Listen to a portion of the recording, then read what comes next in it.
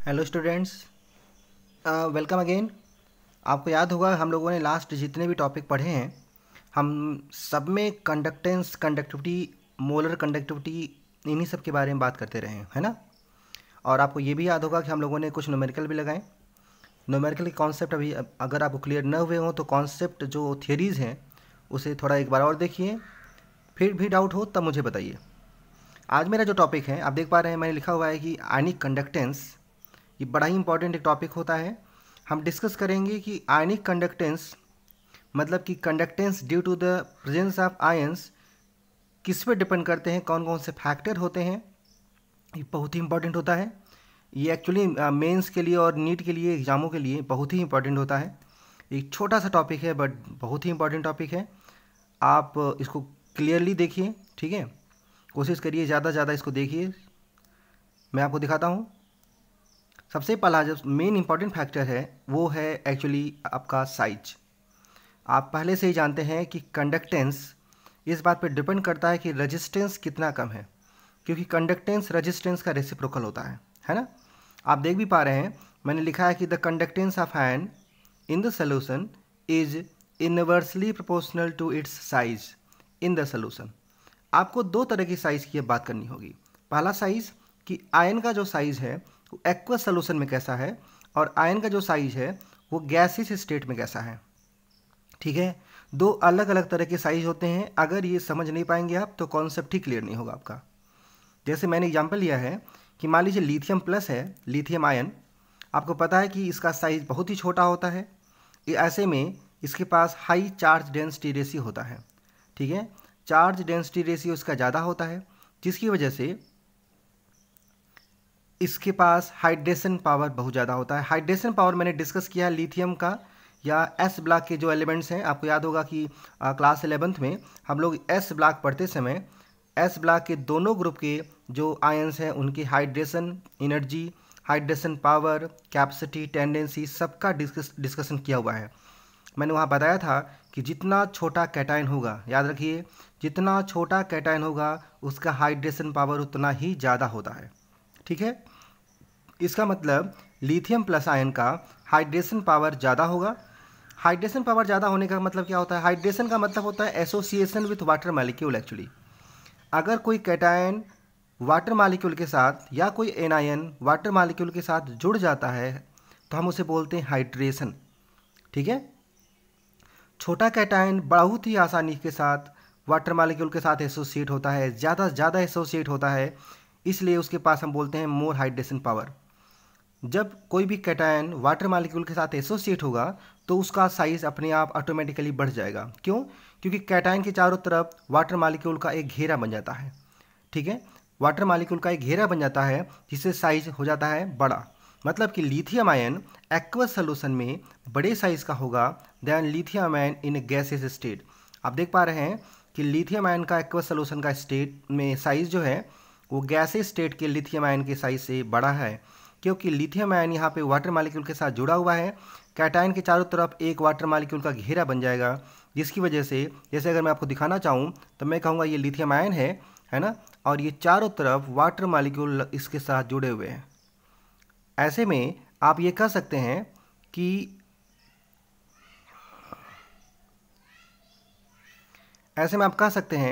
Lithium ion इतना बड़ा है, इतना है ना, जबकि दूसरे शब्दों में गैसेस स्टेट में लिथियम आयन का साइज इतना ही बड़ा रह जाएगा।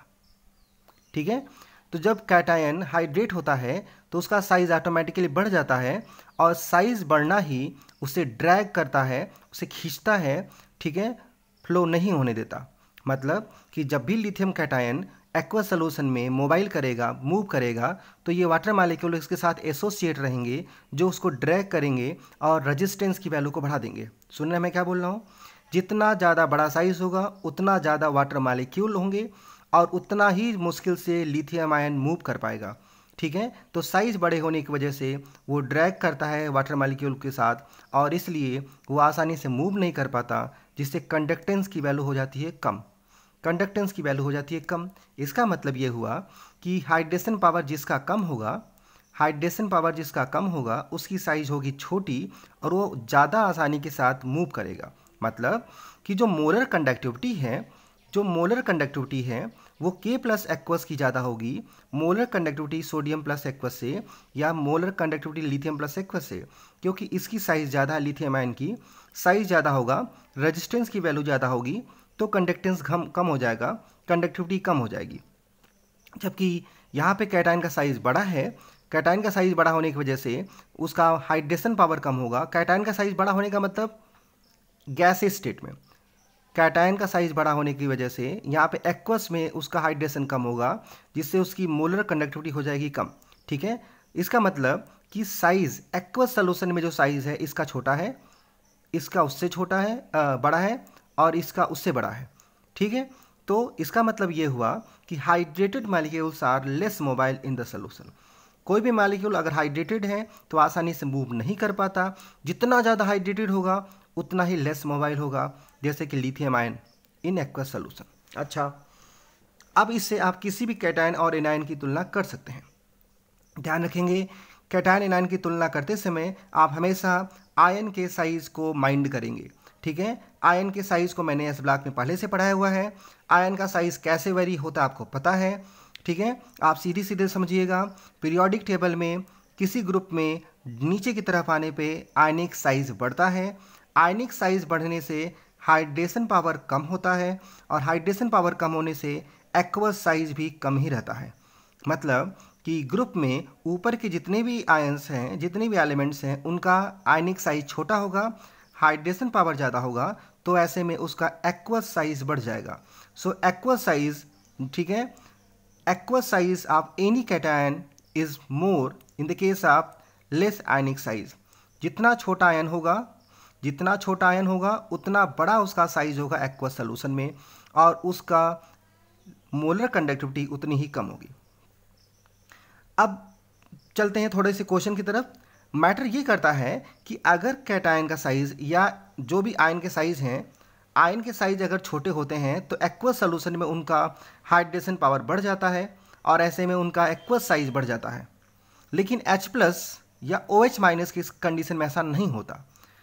आपको दिख रहा होगा, but H+ and OH- have maximum molar conductivity explained on the basis of proton jump. ये बहुत ही इंपॉर्टेंट एक रूल है, प्रोटॉन जंप, ये सीखेंगे आप। ठीक है, प्रोटॉन जंप का मतलब होता है कि H+ का बिना मूव किए एक जगह से दूसरी जगह चले जाना। अच्छा, सोच रहे होंगे कि बिना मूव किए कैसे जाएगा, मैं आपको सिखाता हूँ अभी। ठीक है, उसके पहले देखिए कि ड्यू टू प्रोटॉन जंप जो H+ होते हैं या OH- होते हैं, उनकी मोलर कंडक्टिविटी मैक्सिमम होती है, even H+ has a least size. ठीक है, H+ का आयनिक साइज छोटा होता है, H+ का आयनिक साइज छोटा होता है। ठीक है, उसके बाद भी इसका मोलर कंडक्टिविटी मैक्सिमम होती है। जैसे कि आप देख पा रहे हैं, molar conductivity of HCl is greater than molar conductivity of KCl या NaCl या LiCl। तो रूल क्या है? रूल ये है, अच्छा रूल से पहले मैं आपको प्रोटॉन जंप दिखा देता हूँ, चलिए चलते हैं। तो प्रोटॉन जंप के लिए थोड़ा ध्यान से देखिएगा, मैं दिखा रहा हूँ आपको। एक्चुअली कोई भी एसिड H+ रिलीज करता है कहाँ पर? एक्वस सॉल्यूशन में, आपको पहले से पता है। एक्वस सॉल्यूशन में कोई भी एसिड रिलीज करता है H+। ठीक है, जैसे मान लीजिए ये H+ आया किसी एसिड से और ये वाटर का मॉलिक्यूल है, ये दोनों बनाएंगे, आपको पता है क्या बनाएंगे? क्या बना लेंगे? Hydronium ion. ठीक है, तो कोई भी वाटर मॉलिक्यूल H+ जो कि एसिड से मिलता है के साथ बनाता है हाइड्रोनियम आयन। ठीक है, अब हाइड्रोनियम आयन को थोड़ा देखिए,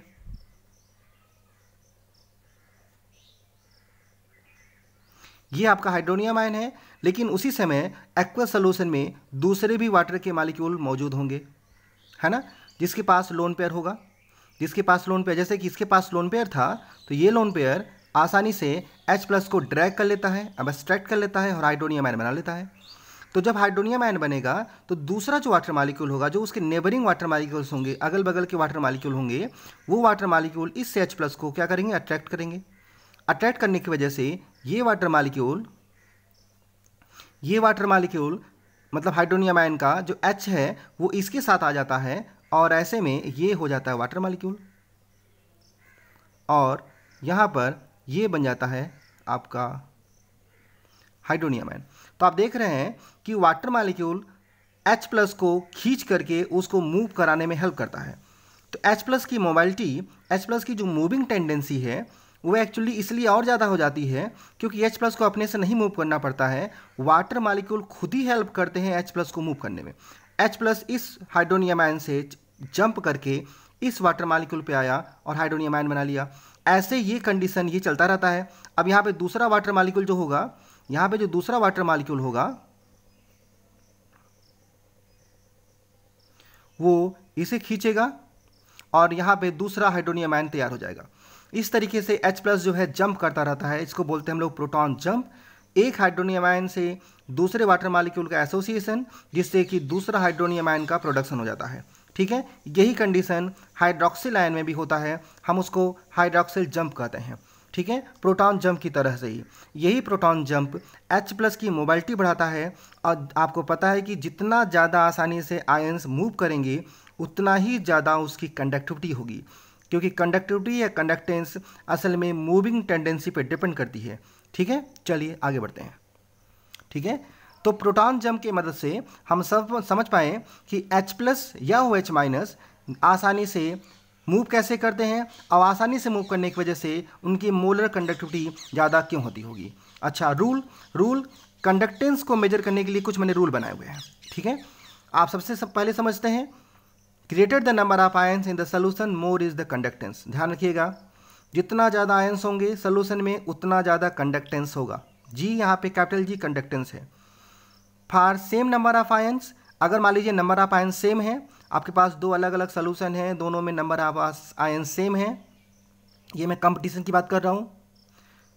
same number of ions, greater charge more conductance, जिस पे चार्ज ज़्यादा होगा उस पे कंडक्टेंस की वैल्यू ज़्यादा होगी। ध्यान रखेंगे, क्योंकि चार्ज जो है वो क्या करता है, कंडक्टेंस को डिसाइड करता है। अगर नंबर ऑफ आयंस सेम है तो greater charge more conductance. For same number of ions and charge, क्या अगर मान लीजिए चार्ज भी सेम है आयंस भी सेम है, तब डिसाइड करेगा साइज, जो भी मैं ऊपर समझा रहा था, lower size in the aqueous solution. Lower size in the aqueous solution का मतलब होता है लेस हाइड्रेशन टेंडेंसी।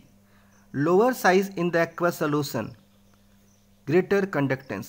ठीक है, मतलब हाइड्रेटेड साइज अगर बड़ा होगा, ठीक है, हाइड्रेटेड साइज अगर बड़ा होगा तो कंडक्टेंस कम होगा, लोअर साइज होगा हाइड्रेशन का तो कंडक्टेंस ज़्यादा होगा।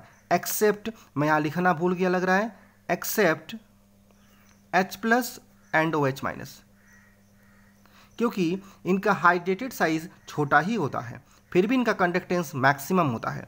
ठीक है, तो except H plus and OH minus, lower size in aqueous solution, greater conductance. अगर सेम नंबर ऑफ चार्ज और सेम नंबर ऑफ आयंस हुए तो उनका एक्वस साइज डिसाइड करेगा। Less aqueous size more conductance होगा। ठीक है, चलिए इफेक्ट के बारे में बात करते हैं। इफेक्ट के बारे में बात करते हैं, ये और भी इंपॉर्टेंट है।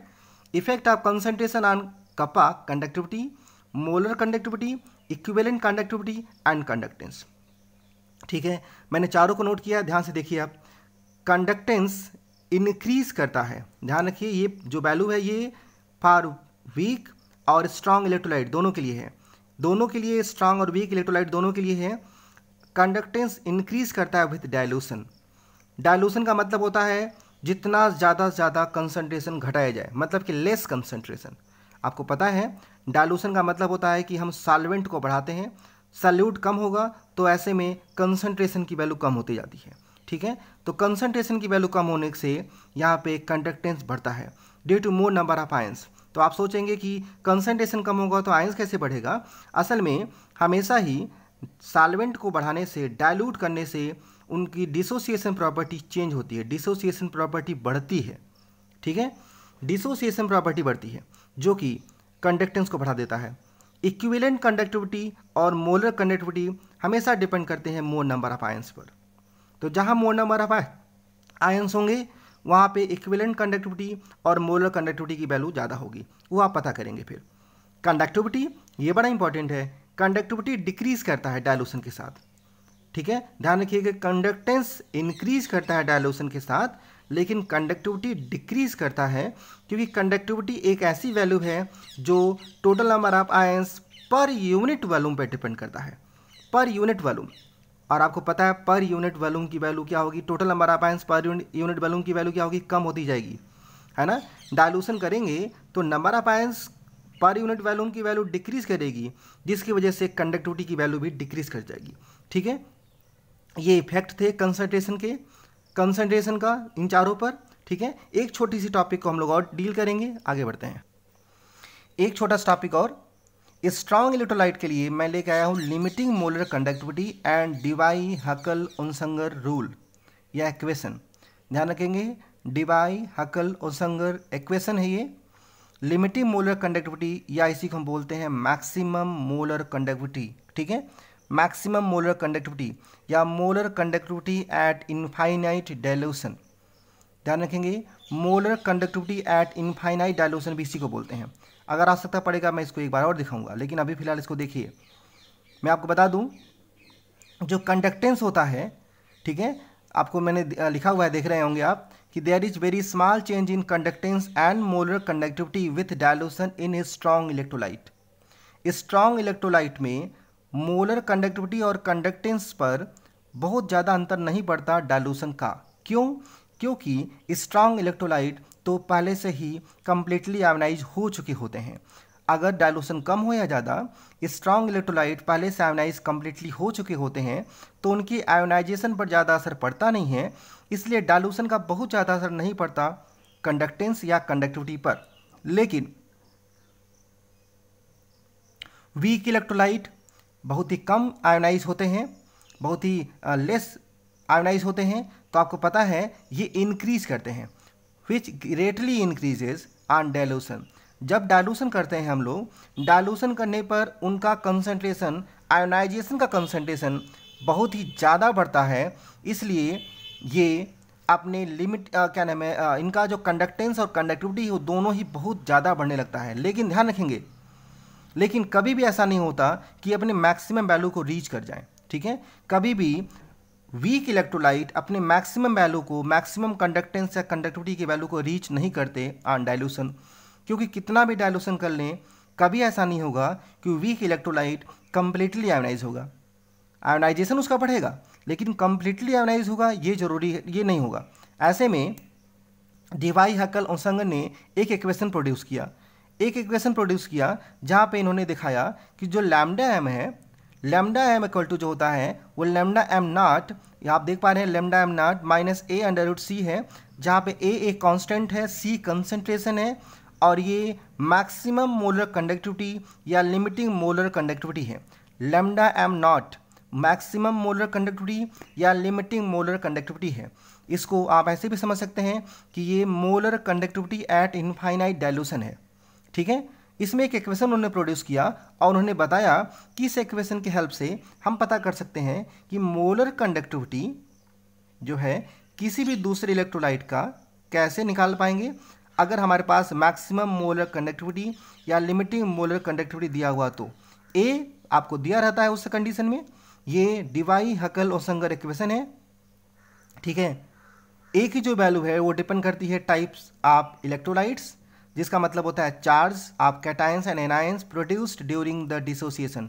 कैटायन एनायन पे जो चार्ज होता है ड्यूरिंग डिसोसिएशन उस पर डिपेंड करता है ए की वैल्यू। ठीक है, और ये आपका छोटा सा एक ग्राफ है, आप देख पा रहे होंगे कि यहाँ पे जो आपका इक्वेशन है lambda M equal to lambda M naught minus A under root C, अगर लैम्डा एम और अंडर रूट सी के बीच में ग्राफ प्लाट करते हैं तो जो इंटरसेप्ट होगा वो लैम्डा एम नॉट होगा, और स्लोप जो है वो नेगेटिव है तो नीचे की तरफ आएगा minus A, slope equal to minus A, और इंटरसेप्ट क्या दिखाएगा, मैक्सिमम वैल्यू को, ये कांस्टेंट वैल्यू होती है molar conductivity at infinite dilution या limiting molar conductivity, lambda M naught इसको बोलते हैं। ठीक है, तो siemens centimetre square mole inverse में मोलर कंडक्टिविटी है, और अंडर रूट सी कंसंट्रेशन में एक ग्राफ प्लाट किया गया है जिसमें दिखाया गया कि KCl जो एक स्ट्रॉन्ग इलेक्ट्रोलाइट होता है, एक कंडीशन में जाके वो इंटरसेप्ट हो जाता है, मतलब इससे ज़्यादा उसकी वैल्यू नहीं रीच करेगी। लेकिन एसिटिक एसिड के लिए वही वैल्यू, वही वैल्यू आप ग्राफ देख रहे हैं कर्व हो गया है, और ऊपर जाने के बाद कम से कम, मतलब कि जब कंसंट्रेशन घटाते हैं, कंसंट्रेशन घटाने का मतलब होता है डाइल्यूशन, तो एसिटिक एसिड लगभग वाई एक्सिस के पैरेलल हो गया है। पैरेलल होने का मतलब होता है कि आप कितना भी डाइल्यूशन कर लो, अब एसिटिक एसिड का जो कंसंट्रेशन है ठीक है, वो कभी भी मैक्सिमम नहीं होगा, आप लिमिटिंग वैल्यू नहीं पाएंगे और ये बढ़ता जाएगा बढ़ता जाएगा, डाइल्यूशन कम करते जाएंगे, ये बढ़ता जाएगा, लेकिन आप मैक्सिमम वैल्यू को रीच नहीं कर सकते, क्योंकि अगर ग्राफ पैरेलल हो जाता है तो आप मैक्सिमम वैल्यू निकाल ही नहीं सकते हैं। जैसे इसकी मैक्सिमम वैल्यू, KCl की मैक्सिमम वैल्यू आप देख पा रहे हैं यहाँ पे जो इंटरसेप्ट है, आप इसे निकाल लेंगे कि ये इसकी मैक्सिमम वैल्यू क्या रही होगी। Molar conductivity eight limiting condition या मैक्सिमम कंडीशन या dilution condition you can calculate for KCl because of a strong electrolyte. लेकिन एसिटिक एसिड पैरेलल ग्राफ होने की वजह से आप निकाल नहीं पाएंगे, इसलिए हम एसिटिक एसिड को कैलकुलेट करेंगे दूसरे तरीके से। मैं आपको समझाऊंगा अगले टॉपिक में, ठीक है। अगले टॉपिक में समझाऊंगा कि वीक इलेक्ट्रोलाइट का मैक्सिमम कंडक्टिविटी या मोलर कंडक्टिविटी, ठीक है, ये लिमिटिंग मोलर कंडक्टिविटी या molar conductivity at infinite dilution कैसे कैलकुलेट करें वीक इलेक्ट्रोलाइट के लिए। बिकॉज स्ट्रॉन्ग इलेक्ट्रोलाइट के लिए हम आसानी से कैलकुलेट कर सकते हैं with the help of this graph, with the help of this equation. लेकिन वीक इलेक्ट्रोलाइट के लिए मैं आपको दिखा दूं, एक साइंटिस्ट हैं, आप देख पा रहे हैं ये नाम, हम लोग नेक्स्ट लेक्चर में इसके बारे में डिस्कस करेंगे, क्वाड्रस लॉ, ठीक है। आप इंडिपेंडेंट माइग्रेशन ऑफ आयंस, इनके हेल्प से, इनके फार्मूले की हेल्प से हम लोग मैक्सिमम मोलर कंडक्टिविटी या लिमिटिंग मोलर कंडक्टिविटी निकाल पाएंगे, ठीक है। आप ये सारे टॉपिक को केयरफुली देखिए, बहुत ही इंपॉर्टेंट टॉपिक थे। जो भी प्रॉब्लम मुझे बताइए, ठीक है। Okay, thank you.